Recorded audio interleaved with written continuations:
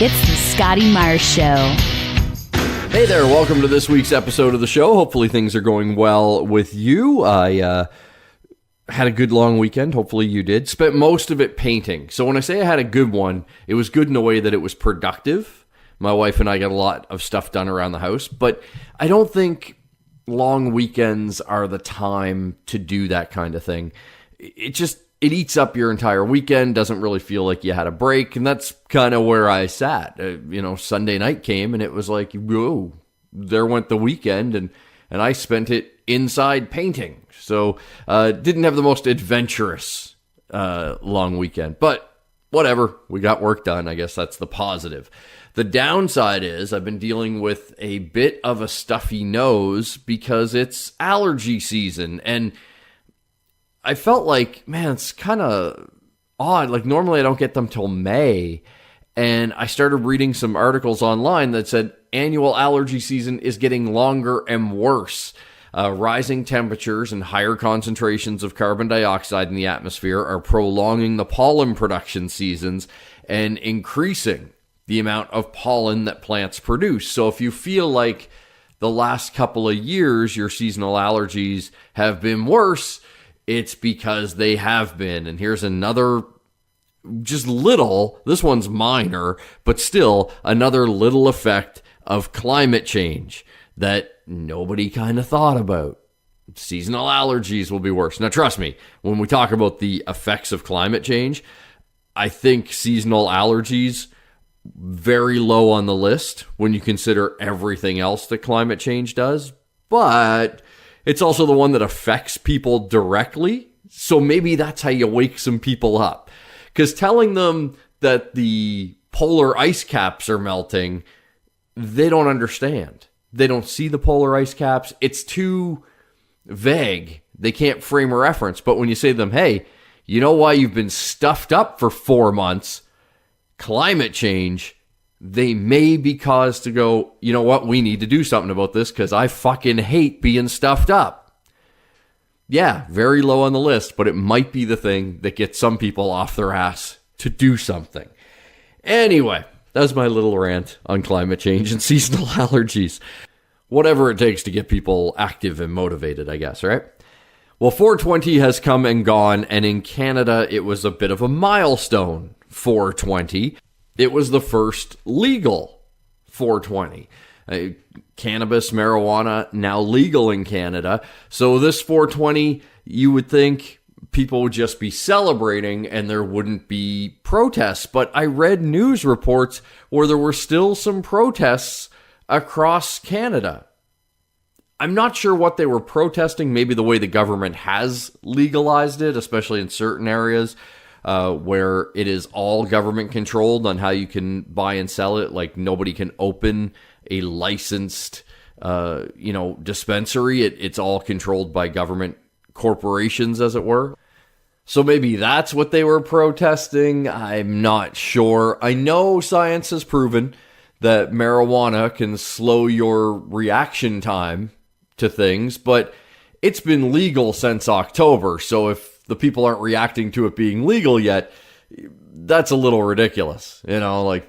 Maybe take a weekend off and catch up with the rest of the world. Where I live in Nova Scotia, we smoke the most out of anywhere else in Canada. Per capita, we are baked the most. So sometimes people come out to the East Coast and they think it's fog. It's not. It's just everybody wake and baking. That's all it is. But we took a great classic East Coast song and reworked it because of these startling figures of just how much we in Nova Scotia love the pot.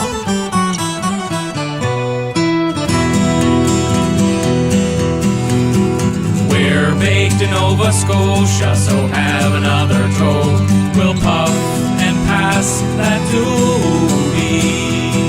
Things move slower here, it's because we're mellowed out. Someday soon we can smoke it legally.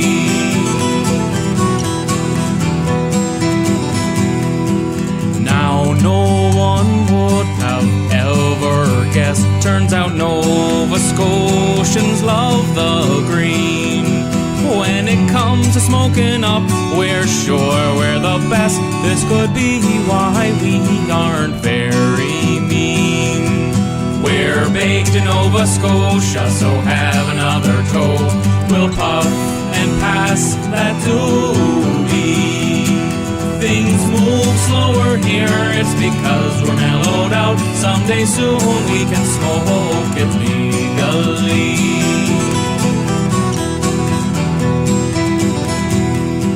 From the docks of Yarmouth to North Sydney, it's not the fog, it's just the haze. Late night donairs will crush the munchies. No, we haven't any doctors, so we have to blaze. We're baked in Nova Scotia, so have another toe. We'll puff and pass that doobie. Things move slower here, it's because we're mellowed out. Someday soon we can smoke it legally. We're baked in Nova Scotia, so have another toe. We'll puff and pass that doobie. Things move slower here, it's because we're mellowed out. So let's burn another spliff and stare out at the sea.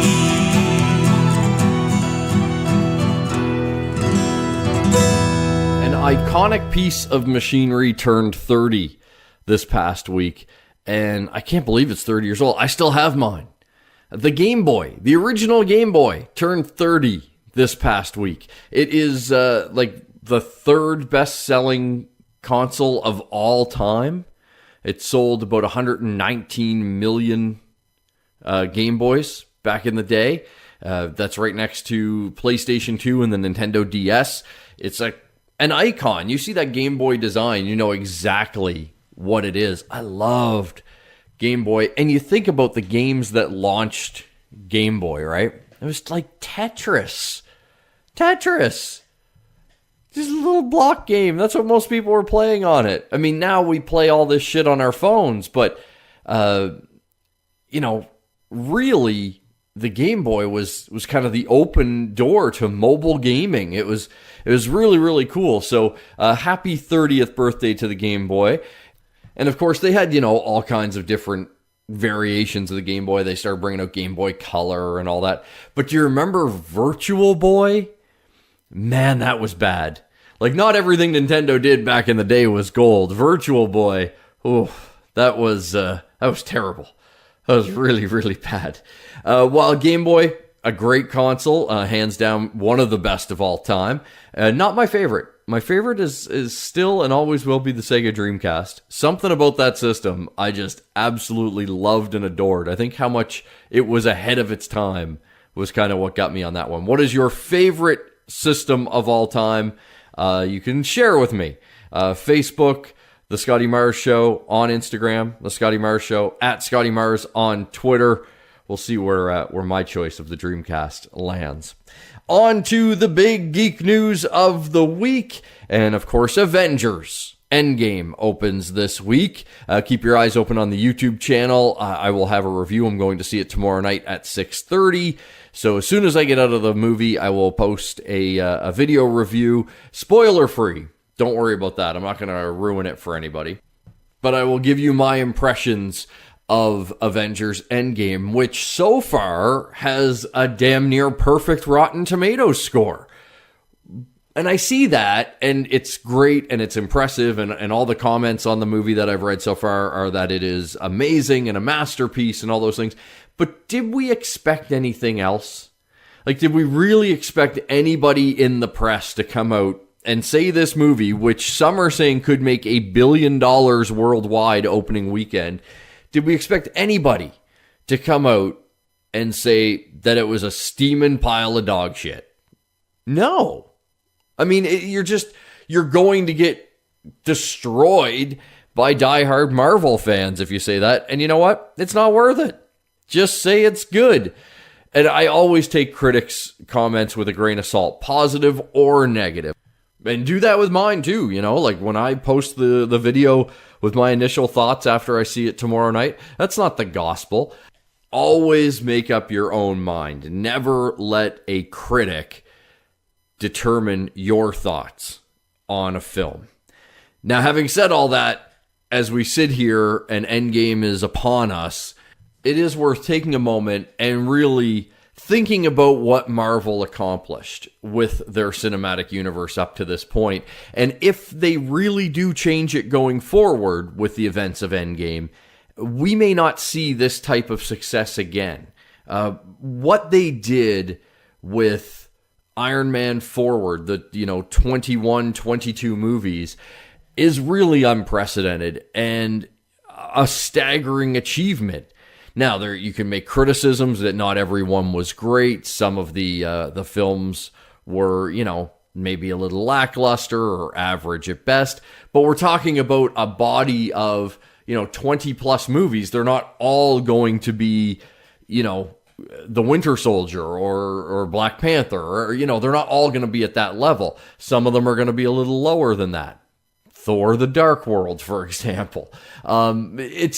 But the story narrative that they wove over 11 years is very, very impressive. And I still remember the moment at the end of Iron Man when we see Nick Fury for the first time and he starts talking about the Avengers. And I remember the moment of sitting in the theater and going, holy shit.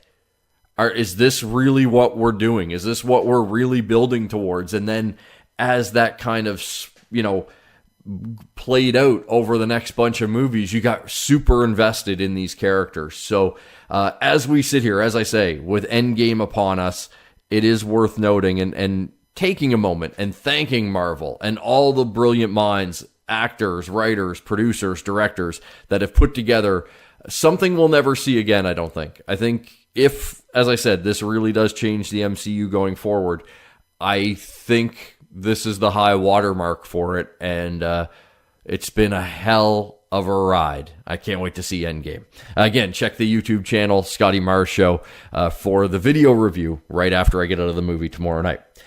Speaking of some Disney properties, we got a little bit of news when it comes to Star Wars Galaxy's Edge, at least in California. If you want to see it right away, like as soon as it opens, there's only kind of one way to do it. That is to stay at a Disneyland Resort hotel, because between May 31st and June 23rd, so basically a month, the only way you're going to be able to get into Star Wars Galaxy's Edge in California is to stay at one of the Disneyland Resort hotels. Now, this works really well in California because there's only 3 hotels there. So pretty easy. You've got 3 hotels full of people. They all have access to Galaxy's Edge. It doesn't cost any more to get into Galaxy's Edge, except for the fact that you have to stay a night at the Disneyland hotel. All right, not a bad little system for the first month that it's open. It'll keep crowds lower and kind of an added bonus to stay at one of the hotels.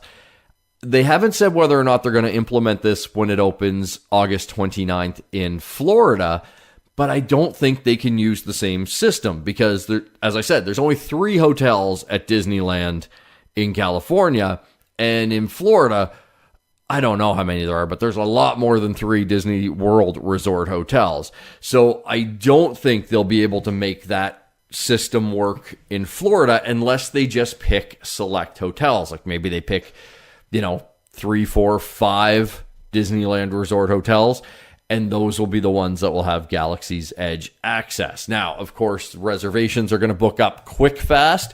If you wanted to go to Disneyland in that first month and go to Galaxy's Edge, book at least one night, and that will give you one of the days access to a Galaxy's Edge. Again, that's May 31st to June 23rd. As soon as we find out if that is going to happen in Florida, I will let you know. I am still trying to figure out if I can go down to Florida for Galaxy's Edge opening. I really, really want to. Even though all the rides opened, I still want to go check it out. I think it's going to be monumental. So as soon as we get all the details, I'll figure out if I can go, and I'll pass them on to you. Over in the DC film universe, things are continuing to move forward with James Gunn's version of Suicide Squad, which they have said is not a sequel, more of a reboot, but there's a lot of the same people coming back. Captain Boomerang's coming back, same actor. Rick Flag's coming back, same actor. Viola Davis is coming back as Amanda Waller. She was perfect, so that's awesome. Of course, Harley Quinn, Margot Robbie, she's going to be back.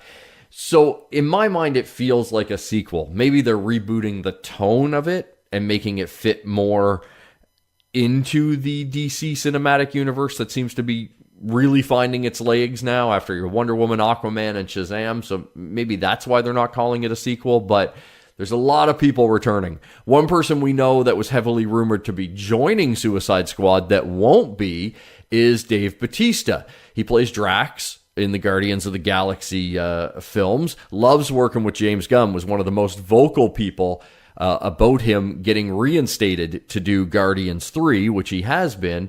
But his acting slate is filling up, and he will not be able to shoot Suicide Squad. So who do you replace Dave Bautista with? He's a pretty big dude. Not a lot of guys on the planet walking around as big as him, but a guy that's close is John Cena. And John Cena's had a couple of acting roles and has gotten pretty good feedback. Like, people seem to like him when he was in Blockers, and then he was in the Transformers movie Bumblebee. People are saying that John Cena could have a real future in Hollywood. So it looks like John Cena could be stepping into the role that Dave Bautista was supposed to play. Bautista was rumored to be playing the Peacemaker, so it now looks like that role may go to John Cena, which, hey, that's fine with me. So if we look at the cast so far, we know Idris Elba's there. Don't know what role he's going to be playing so far. Of course, Margot Robbie will be back as Harley Quinn. Jai Courtney is coming back as Captain Boomerang. Amanda Waller will be played by Viola Davis. And then rumors is that we could get King Shark, Polka Dot Man, Nemesis, Blockbuster. They could all be part of this new Suicide Squad as well. And if you want my money on who dies, that would be Polka Dot Man. I don't think Polka Dot Man is going to be long for the movie. Speaking of DC movies, of course, Justice League came and went, and it did not do what DC wanted it to do, kind of why they're doing this kind of soft reboot of their universe. But fans continue to clamor for the Snyder Cut, which I find hilarious because heading into the Justice League movie, everybody was blaming Zack Snyder for these shitty movies. Everybody's like, well, it's Zack Snyder's fault that Man of Steel was terrible and that Batman vs. Superman was bad. Comments I don't agree with, but I would love to see Zack Snyder's cut, especially since the more I read about it, the more that comes out about it, it sounds like it would have been infinitely better than the Justice League that we got, which I was okay with, but it was pretty average. Fans took to Twitter, released a bunch of videos clamoring for the Snyder Cut. And Zack Snyder says it exists. He says that movie exists. Now, if I'm Warner Brothers, and I know you're trying to course correct a little bit and, kind of move forward as opposed to looking back, but would it really hurt to release the cut? Whether you just do it on home video, like a Blu-ray, a digital release, maybe a limited run in the theater, never to be seen again. Like you just throw it out for a weekend, you make the money you can, you recoup it. I don't know, but something in my mind, you're leaving money on the table. If you were so disappointed with the money you got back from Justice League, but there's a chance to recoup some of the money, why not make it? I know you're doing well with the course correction, but a lot of people want to see the Snyder Cut. And if it really does exist, I think it's only fair that you give it to us in some way, shape, or form. One more little thought before I leave you in the geek news. I had another theory on what Rise of Skywalker could mean.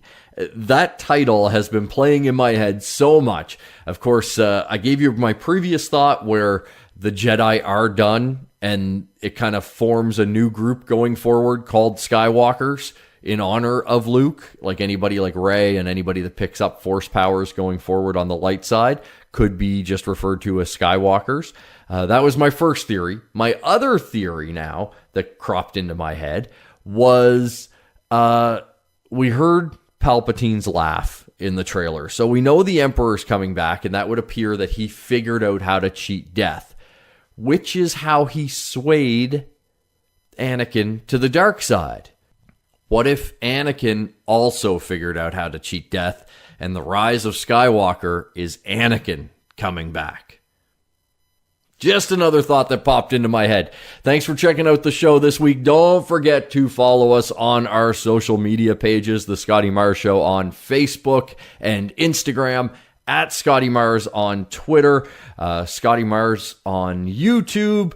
You can find the show there. A bunch of other stuff will be happening on the YouTube channel as well. Had a couple of people ask how can they help the podcast out. Really, really simple. Just give us a good old 5-star rating and a review on iTunes, or Spotify, anywhere you can leave a rating and review. Just praise us up and down. It actually really does help the show grow a whole lot. If you ever have questions for me, reach out on one of those social media platforms. I'll be happy to chat with you and get back to you. And don't forget to subscribe so you get all the latest stuff as soon as it goes up. Until we chat again, have a great week.